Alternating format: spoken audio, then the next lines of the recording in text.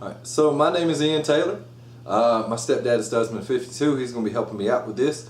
But today we're basically going to be troubleshooting a 2003 Toyota 4Runner. It's the 4th generation, so you're going to see just minimal differences between the 2003 and the 2009. But we've got a check engine light. Now what happens with these Toyotas is when you have a check engine light, you're going to get the Christmas tree light effect.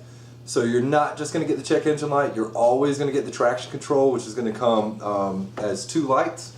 So you're going to get both of those. Don't be concerned, it's just a preemptive thing Toyota does to reduce the load on the engine so you don't mess anything up in case there is something larger, but does not mean that there's a deficiency. So we're going to go ahead, we're going to run the code, we're going to see what's going on, and we're going to get to the bottom of this. This is a good way to make sure you troubleshoot your vehicle correctly and not just go ahead and replace the parts. Sometimes replacing the part is going to be able to fix the problem. Sometimes you're going to spend several $100s replacing a part and it's not going to fix what's wrong. So we want to make sure that we are checking and making sure that we absolutely have to replace this part. Now check with Toyota, and a lot of these electrical parts, if you have any issues with those, you cannot return them. So you can spend $250 on a part and find out that you do not need it and you can't return it.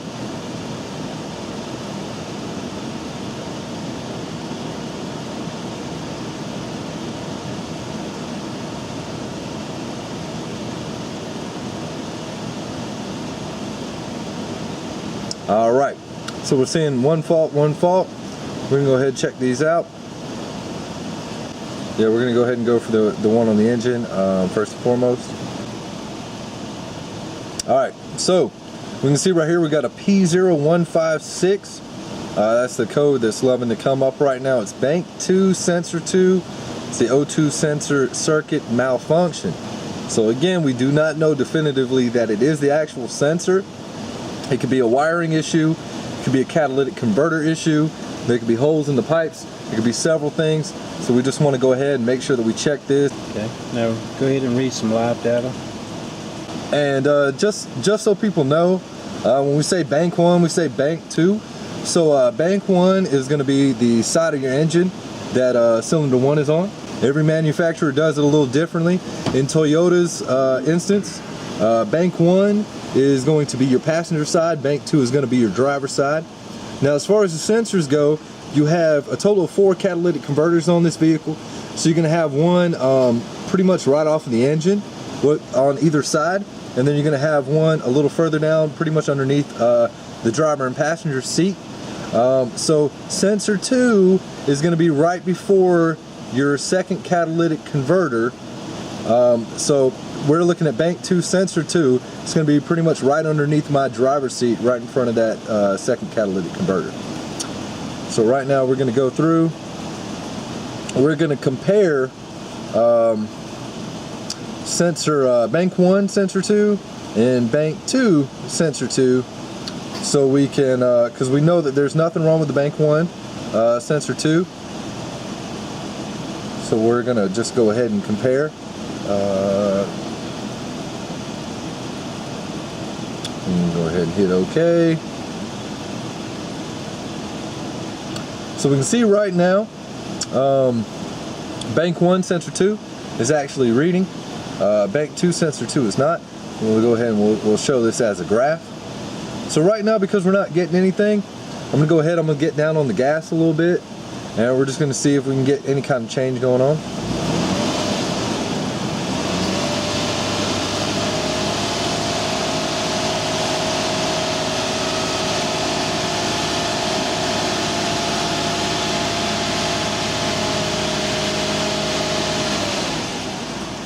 So what we saw right there was we saw a change in the graph for bank 1, sensor 2, but we did not see any change whatsoever for bank 2, sensor 2. Now that does not immediately mean that the sensor is at fault. So what we're going to do is we're going to check and just see if there's a short going on with the wires, if there's, make sure it's connected the way it's supposed to, make sure everything looks good. We're also, while we're down there, we're going to check, we're going to see like if there's any rust or holes or anything like that. We pretty much kind of ruled that out. If we would have saw a spike in the voltage. We would assume that there would be some kind of exhaust leak between the two catalytic converters. But because we did not see a shoot up, a change at all, we're going to go ahead and rule that out. So we're either looking at a wiring issue or we're looking at a sensor issue. All right, so what we did was we went underneath, I inspected the wiring just to make sure there was no cracks, frays, it wasn't shorting out anywhere. While I was under there, I just went ahead and I inspected the exhaust just to make sure we weren't having any rusted out spots or any places that could have been leaking. So we didn't see anything there, everything looked good. So we disconnected bank 2 sensor 2 and just checked it. There was no uptick in voltage whatsoever. So I just went over to the other side and disconnected bank 1 sensor 2. This whole process just took a minute maybe, and we're reading no voltage with that as well. So what we want to do going forward now is we want to go ahead and rig something up, and we want to see if we can get an uptick in voltage just to go ahead and confirm that the wiring and the PCM are okay. So how we're going to do that is we've taken a battery. This is a AAA battery. It's 1.5 volts. So what we just did was we took a little bit of wire, we took some electrical tape. This is stuff that you should just have readily available around the house. We went with 2 different color wires just so we can easily identify it. The red wire for us is our positive, the white wire for us is our negative. So where we disconnected the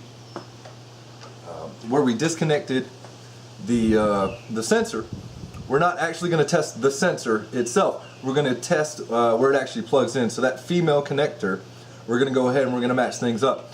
Now you have 2 black wires under there. You have a white wire and you have a blue wire. Now those 2 black wires are for the O2 sensor heater. So we're not concerned about those. We're concerned about the white and we're concerned about the blue. Now the blue is going to be our positive and the white is going to be our negative. Now depending your orientation under the vehicle is going to depend how you're seeing it.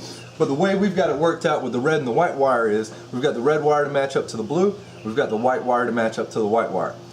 So we're going to go ahead and we're going to figure that out. Again, you can't see the wire, so you're going to have to orientate that plug from the sensor that you pulled out, and you're just going to have to make sure that the wires are lining up correctly. So looking at the plug, holding it up and down, the orientation I had the white wire as the top left, I had the blue wire as the top right. So we're going to go under there, I'm going to try plugging up, I'm going to see if we can get an uptick in voltage and confirm everything. Alright, Ian's under the car, so I'm talking for him a little bit right now. As you can see, he has the battery hooked up, and you can see that we have 1.275 volts. That confirms that the wiring is okay and the PCM is able to read the voltage. Alright, so to recap everything, we had a code of P0156, which was bank 2 sensor 2. We hooked up the scanner, we went ahead and we read it, we were getting 0 volts. We were getting a good voltage out of bank 1 sensor 2. Again, bank 2 is the driver's side, bank 1 is the passenger side. So then we got underneath, disconnected bank 2 sensor 2 just to see if we get a voltage uptick. We weren't reading anything, again on the scanner. So we went ahead, we disconnected bank 1 just for comparison purposes because we know that there was no problem with bank 1 sensor 2. We were getting 0 volts as well. Went ahead, took the nifty battery, and, we hooked that up. We went ahead and plugged that into the female connector for bank 2 sensor 2, and we saw an uptick in voltage. So, and also while we were underneath there, we went ahead and inspected for cracks, frays, anything like that going on with the wires. We went ahead and we inspected the actual exhaust itself just to see if there were any holes or anything like that. So because we didn't see any deficiencies there and we saw an uptick in voltage, we know the PCM is good, we know the wiring is good, and we know the part is bad. So we're going to go ahead, we're going to order the part. We'll do another video replacing that part. You can buy the Denso part, which is the actual Toyota OEM brand. You can buy that for like $48 on Amazon or Rock Auto or some places like that. So just stay tuned for the next video and we'll show you guys how to replace it quick and easy.